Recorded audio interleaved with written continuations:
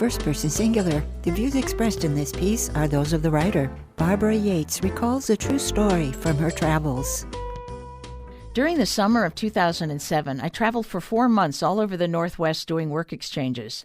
I spent 2 months of that time in the mountains outside of Spokane, Washington, house-sitting.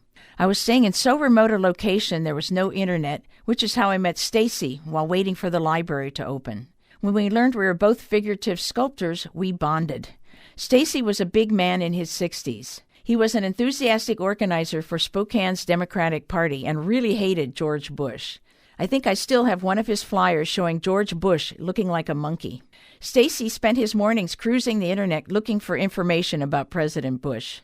The irony of this story began the last time I saw him, the day before I left Spokane. I was leaving the library when he stopped me to show me a letter he received that day, which filled him with indignation. The man who had owned the oil rights to a property that his grandfather had left him had just died.